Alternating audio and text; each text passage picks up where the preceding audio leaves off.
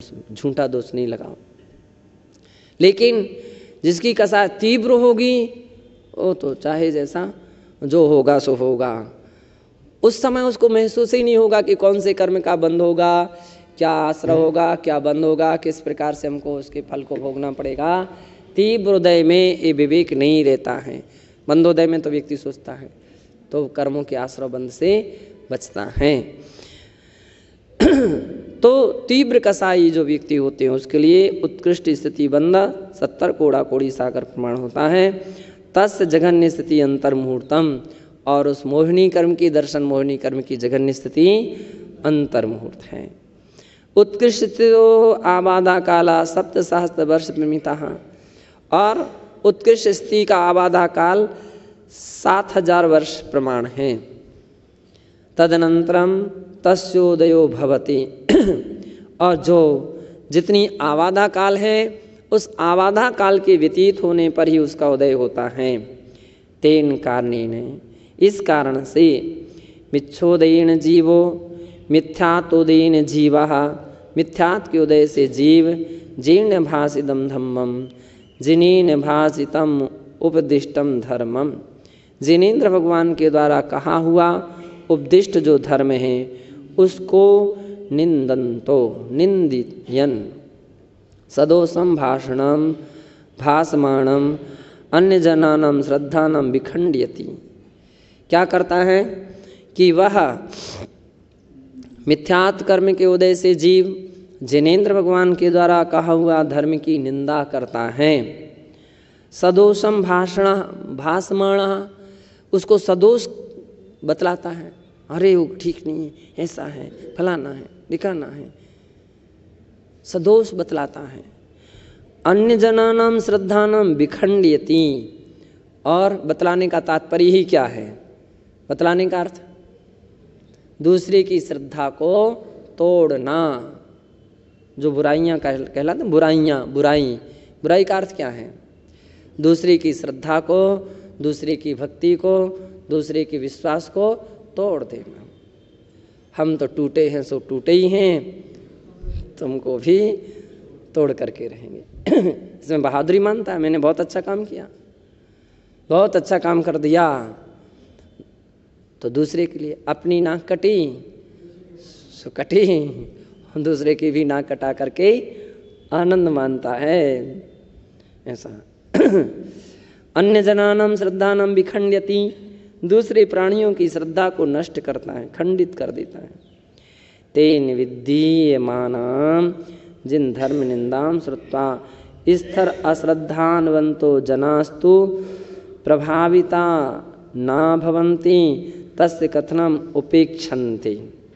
तेन विधीयमानम, अब यहाँ पर कह रहे हैं कि उसके द्वारा की जाने वाली जिन धर्म की निंदा को, जिन धर्म निंदा श्रुत्वा, जिन धर्म की निंदा को सुन करके स्थिर श्रद्धान्वन्तो जना। हाँ, अब देखिए आमतौर पर निंदा कौन किसके सामने करता है?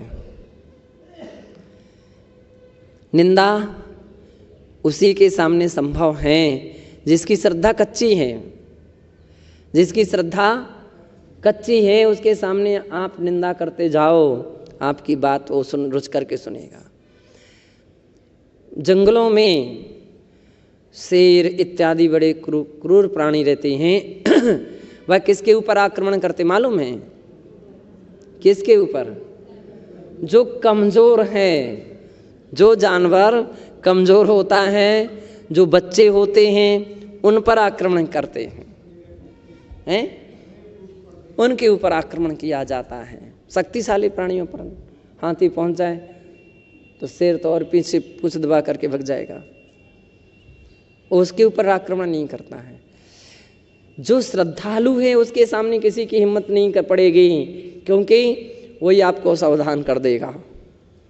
श्रद्धालु के सामने पहुंचो, किसी की बुराई करो, किसी की निंदा करो तो तुरंत 2 टूक उत्तर देगा, अब क्या कह रहे हो, कैसे कहते हो। श्रद्धालु है ना, तो 2 काम है उसके पास, एक तो श्रद्धा है और दूसरा ज्ञान भी है, तो ठोस मजबूत है। तो पहली बात तो उसकी हिम्मत ही नहीं पड़ेगी कि श्रद्धालु के लिए कुछ कहें, उसकी हिम्मत ही नहीं पड़ेगी। अरे भैया तो ये तो शिकायत पहुंच जाएगी, महाराज के पास बात पहुंच जाएगी, इनसे मत कहो, उनसे मत कहो, उनके सामने मत कहो। बात भी करता होगा तो शांत हो जाएगा। क्यों? वो तो श्रद्धालु है। अब जिसकी श्रद्धा कमजोर है, देख लिया ये व्यक्ति आज नाराज जैसा दिख रहा है, इसी को पकड़ो, अब उसी के सामने अरे ऐसा है, वैसा है, फलाना है, ढिकाना है, वो अब हाँ ऐसी तो बात है, बोले तो अब वो एक जैसे मिल गए, दोनों एक जैसे मिल गए। अब वो स्थितियां खड़ी होंगी, अरे ऐसी बात है, हाँ अरे हमको तो पता ही नहीं था। अब वो दूसरा प्रभावित होता जा रहा है और ये दूसरे को उसको एक समय ऐसा आ जाएगा तोड़ देगा। वो कमजोर था, उसकी श्रद्धा कच्ची थी, कच्ची श्रद्धा थी, तोड़ जाएगा। और श्रद्धावान होगा तो कह रहे हैं स्थिर श्रद्धान्वंतो, जो स्थिर श्रद्धावान जना मनुष्य वो प्रभाविता ना भवंती, वो प्रभावित नहीं होता। तुम कितना भी कुछ कहते रहो, हम तो मेरू की तरह अचल हैं। कैसे हैं? मेरू की तरह चल। प्रलय काल की भी आंधी चलायमान करना चाहे नहीं होगी। पूर्व दिशा का सूर्य पश्चिम से भी निकले तो भी हमको अंतर कोई आएगा नहीं। श्रद्धा में मजबूत रहेंगे, दृढ़ विश्वास रहेंगे तो प्रभावित नहीं होता। तस्य कथनम उपेक्षन्ते, उसकी कथन की उपेक्षा करता है, अनसुना कर देता है, मुझे नहीं सुनना, छोड़ो इन बातों को, है ना। अभी कौन कह सकता है? कौन कहेगा? श्रद्धालु कहेगा। कौन? श्रद्धालु। अश्रद्धालु तो और कान लगाएगा, अवसर देखेगा, अवसर देख देख करके बात करेगा, है ना, दृष्टि छिपा करके बात करेगा। तो जिसकी श्रद्धा कमजोर और श्रद्धावान है वो तो अपेक्षा कर दे, मुझे इन बातों से कोई मतलब नहीं। अब कोई उसके पास भी जा करके बैठ करके सुनाने का प्रयास करेगा तो भी बंद करो इन सब बातों को। एक ही बाण चलाएगा और उस प्रकार की हालत समाप्त कर देगा। भाई ये बातें हमारे यहाँ करने की आवश्यकता नहीं है, करना है धर्म की करो, आगम की कहो, अच्छी बात कहो, किसी की बुराइयों की बात नहीं करना। किंतु धर्म निंदको मिथ्यात्वी तो निरंतरम दर्शन मोहिनी कर्म बद्ध्वा दुख परंपरामेव जनयति। किंतु धर्म निंदको मिथ्यात्वी, जो धर्म की निंदा कर रहा है वो मिथ्या दृष्टि जीव है। पहली बात मिथ्यात्वी है, वो मिथ्या दृष्टि है। तो मिथ्यात्व कर्म का उदय उसके लिए वर्तमान में चल रहा है, इसके कारण से वो निंदा कर रहा है। और निरंतरम दर्शन मोहिनी बद्ध्वा, पुराने कर्म का उदय आ रहा है, तो ऐसे भाव हो रहे हैं और नए प्रकार के इस कर्म को और बांध रहे हो तो भविष्य में दर्शन मोहिनी कर्म का ही बंध होगा। बद्ध्वा, उनको बांध करके दुख परंपरा में जनयति, दुखों की ही परंपरा को उत्पन्न करता है। यदि कदाचित मिथ्यात्व मंदोदया स्यात्, यदि कदाचित मिथ्यात्व का मंदोदय हुआ तर्हि योग्य निमित्त सामग्री सन्निधाने सम्यक्त्वमपि प्राप्तुम प्रभवन्ति चतुर्गतिका प्राणिनः।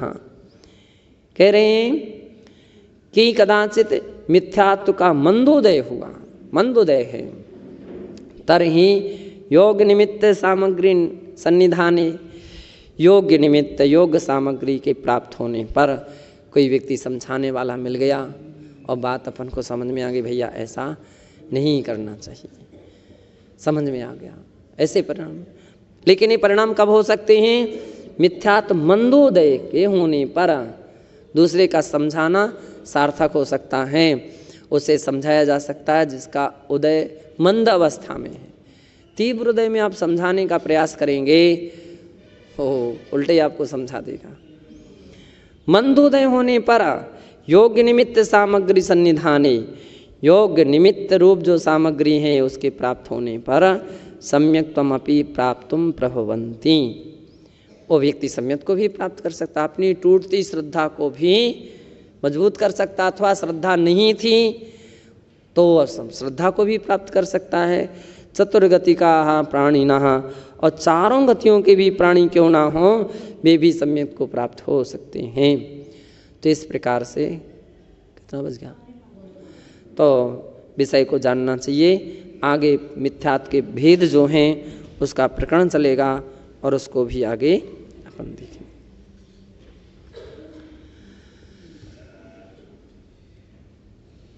अथ अपराह्निक स्वाध्याय निष्ठापन क्रियायां पूर्वाचार्यानुक्रमेणे सकल कर्मक्षयार्थं भाव पूजा वंदनास्तव शमीतं श्री शुद्धभक्ति काय सर्वं कुर्वेहम्।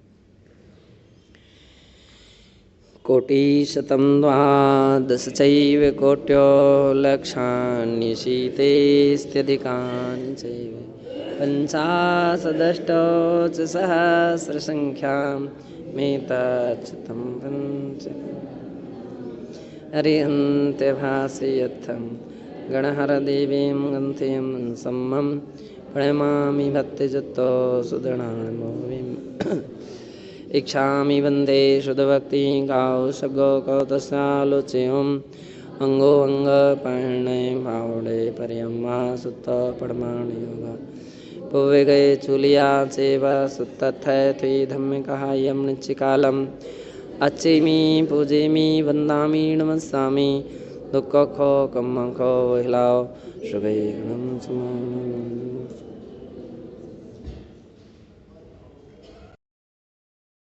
चैव कोट्यो लक्षान्यशीतेस्त्यधिकानि पञ्चाशदष्टौ च सहस्रसङ्ख्यां तच्युतं पञ्चपदं नमामि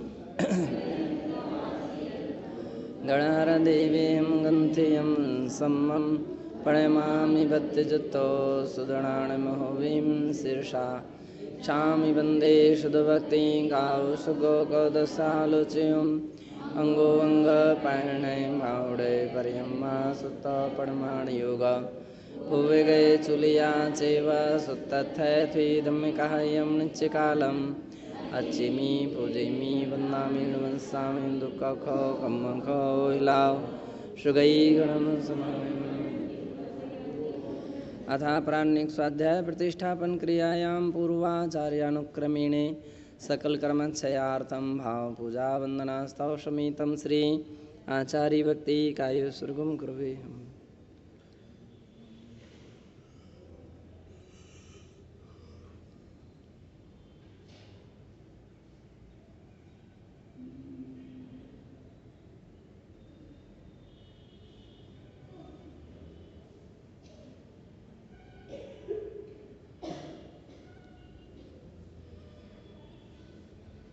श्रुतजलधिपारगेभ्यः सा परमभावनां वटो मतेभ्यः सुचरितपोनिदेभ्यो नमो गुरुभ्यो गुरुभ्यः।